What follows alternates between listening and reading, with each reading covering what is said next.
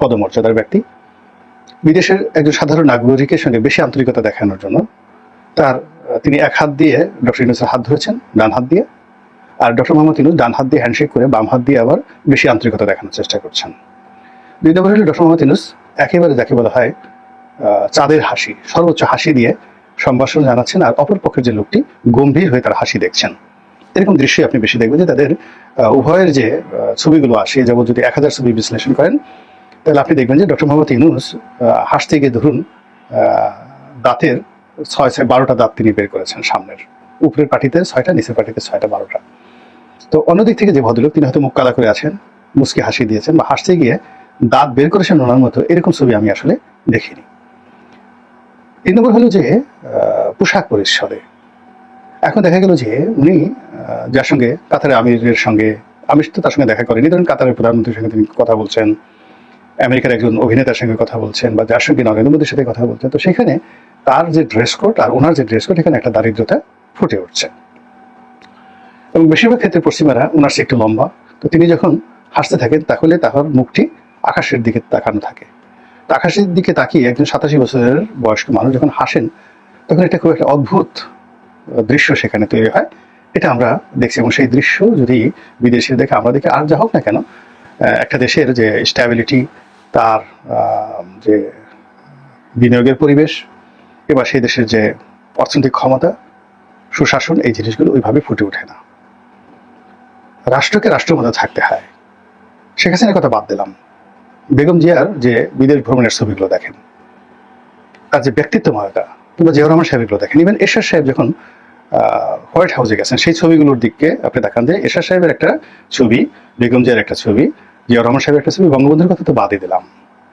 বঙ্গবন্ধু যেখানে যেতেন তার পাশে অন্য সবাইকে মনে হতো, মানে বঙ্গবন্ধুকে মনে হতো বিশ্ব নেতা, আর অন্য যারা আছে তার আঞ্চলিক নেতা, লোকাল লিডার।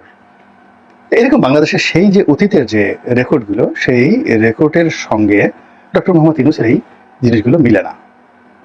ফলে আমরা যারা এই বিষয়গুলো দেখি, আমাদের কাছে খুবই দৃষ্টিকটু মনে হয়, নিজেকে হীনমন্য মনে হয়।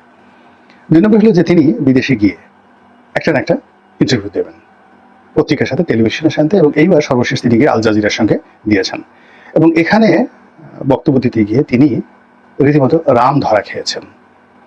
যেমন ধরুন, উনি কথা এড়িয়ে গেছেন, অন্য তথ্য দিয়েছেন, এবং ওরা যা জিজ্ঞাসা করেছিল তার অ্যাগেনস্টে তিনি যে উত্তর দিয়েছেন, এই উত্তরটা শেখ হাসিনার সঙ্গে আমানপুরের যে একটা সাক্ষাৎকার হয়েছিল, শেখ হাসিনার সঙ্গে বিবিসি ভয়েস অব আমেরিকার যে একটা সাক্ষাৎকার হয়েছিল, বিবিসি লন্ডনের একটা সাক্ষাৎকার হয়েছিল, ওর চাইতেও ও ঠিক ওই পর্যায়ের সাক্ষাৎকার।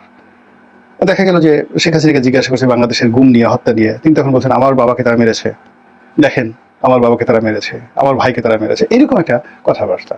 তা আল জাজিরা তারা জিজ্ঞাসা করছে যে বাংলাদেশের থানাগুলো,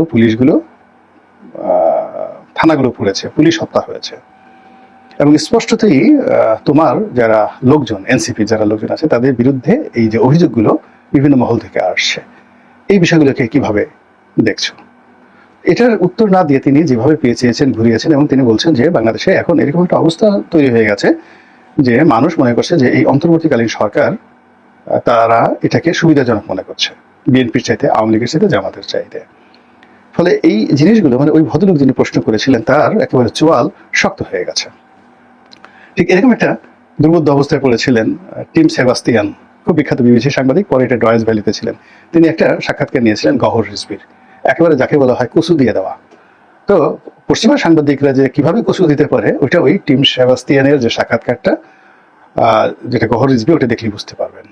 আবার আমানপুর যেভাবে শেখ হাসিনাকে ধমক দিয়েছিলেন প্রাইম মিনিস্টার, মানে বাংলায় যদি আমি বলে যে এই প্রধানমন্ত্রী শুনো আমার কথা, কি সমস্ত কথাবার্তা বলছো, এটা এইরকম ল্যাঙ্গুয়েজ ছিল, এরকম বডি ল্যাঙ্গুয়েজ ছিল। তো সেইগুলো দেখেও কিন্তু আমাদের শিক্ষা হয়নি, আমরা প্রস্তুতি না নিয়ে বা নিজের দুর্বলতার কথা চিন্তা না করে যে প্রশ্নগুলো আসতে পারে, সেই প্রশ্নগুলো আমাকে উত্তর দিতে হবে টু দি পয়েন্টে, এই মানসিক প্রস্তুতি না নিয়ে কথা ঘোরানো, যেটা মির্জা ফখরুলের সঙ্গে সম্ভব, কিংবা যেটা জামাতের লোকের সঙ্গে সম্ভব, বাংলাদেশে বৈঠক করতে গিয়ে ডিসেম্বরে নির্বাচন হবে, নচেত জানুয়ারিতে নির্বাচন হবে, নয় কিন্তু নচেত, এই জিনিসগুলো বাংলাদেশে যেটা সম্ভব, বিদেশে সেই জিনিসগুলো প্রচন্ড বুমেরাং হয়ে যায়। তো ওখানে গিয়ে তিনি একটি কথা বলেছেন শেখ হাসিনার সম্পর্কে।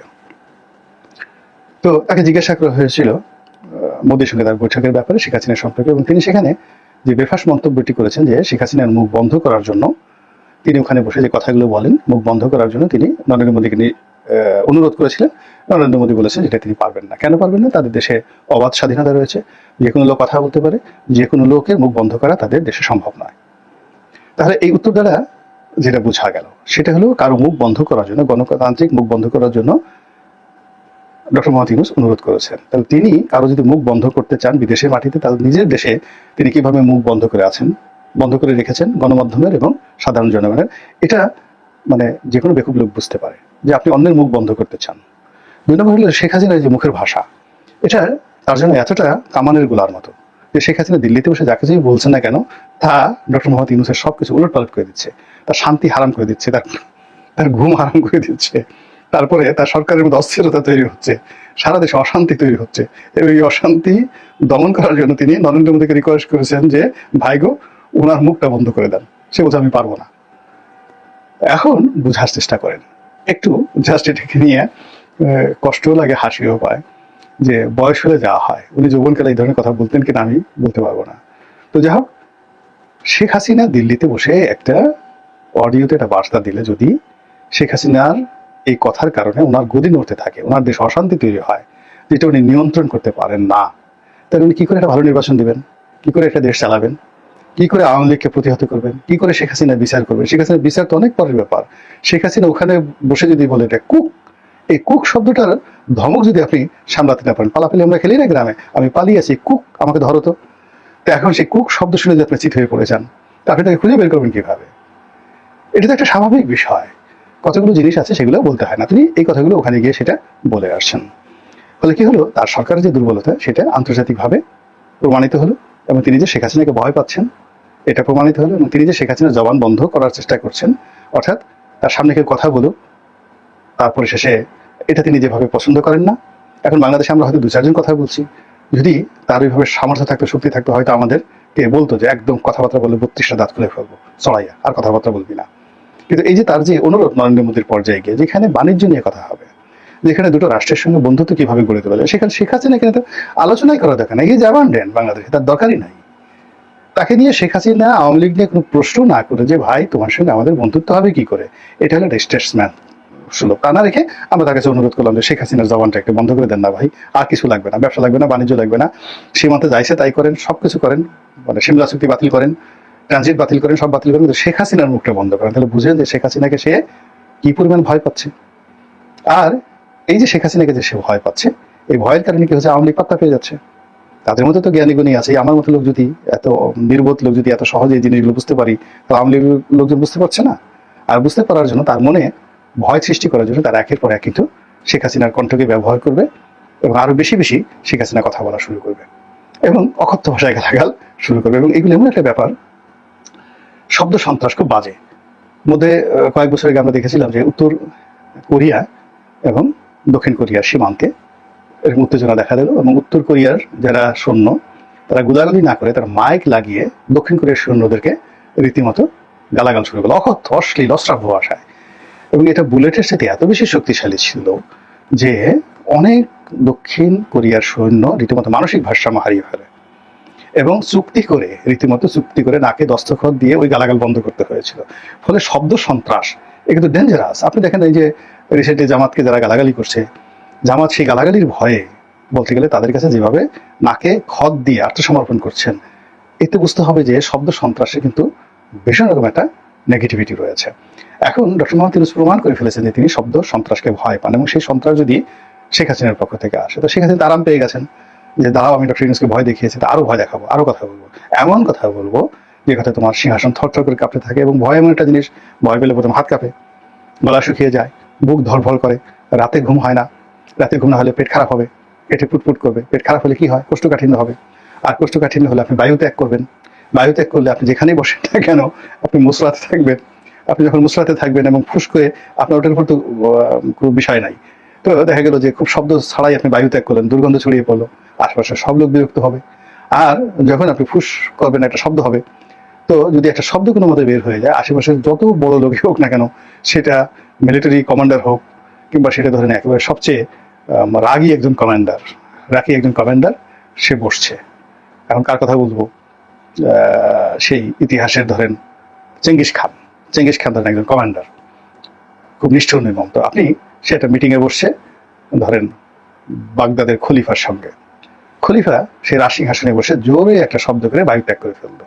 বিশ্বাস করেন চেঙ্গিস খান, হালাকু খান কেউ হাসি বন্ধ করতে পারবে না। আর একবার যদি সেখানে হাসি শুরু হয়ে যায়, বাকি সবাই গড়াগড়ি শুরু করে দেবে, ছেলে বুড়ো সবাই একই অবস্থা। তো এই জিনিসটা হয় থেকে ভয় থেকে। এখন শেখ হাসিনাকে ভয় পাওয়া যাবে না। শেখ হাসিনার সামনে সিনা উঁচু করে দাঁড়াতে হবে। আমরা দাঁড়াই নাই, আমরা এই বাংলাদেশে তো দাঁড়িয়েছিলাম। আরে বাবা, আমার ঘর ভেঙে দিয়েছে, দাঁড়িয়েছিলাম না? গাড়ির মধ্যে বসেছিলাম, ডিজিএফআই এর লোক নিয়োগ করে এইরকম 10 কেজি ওজনের হাতুড়ি দিয়ে আমার গাড়ি ভেঙে ফেলছে। গাড়ির মধ্যে তো বাপের বেটার মধ্যে বসেছিলাম। ঢাকা কলেজের পেছনে বাসা, প্রতিদিন ছাত্রলীগের 300-400 পোলাপান যে ওখানে দাঁড়িয়ে থাকতো, সেই দুই গাড়ির মধ্যে তার মধ্যে গিয়ে গাড়ি চালিয়ে সে 2018 থেকে নয় 2014 থেকে 2025 পর্যন্ত ঢাকা কলেজের বাসা চেঞ্জ করে। সব মানুষ বলছে রনি ভাই বাসাটা চেঞ্জ করে, বাসা তো চেঞ্জ করিনি। সবাই বলছে এই যে আওয়ামী লীগ অফিস বঙ্গবন্ধু এভিনিউতে আপনি তোপখানা রোডে অফিস করেন, এটা নিরাপদ না ভাই, আপনি গুলশান এলাকাতে নিরাপদে চলে যান, আপনার জীবনের অনেক দাম আছে। যাইনি তো, সিনা উঁচু করে টিকে ছিলাম। তো তদুপরি এখন আপনি সিংহাসনে বসেছেন, রাষ্ট্র ক্ষমতা চালাবেন, আপনি যদি এইভাবে শেখ হাসিনার মুখকে ভয় পেয়ে নরেন্দ্র মোদীর কাছে উন্নয় বিনিময় করেন, তাহলে কি হবে বলেন? যে বোমাটা ফাটিয়েছেন, এখন এই বোমাটা কিভাবে সামাল দেবেন, এটা আপনারই ব্যাপার। আল্লাহ আমাদের সবাইকে হেদায়েত দান করুন এবং হেফাজত করুন। আসসালামু আলাইকুম ওয়া রাহমাতুল্লাহি ওয়া বারাকাতুহু।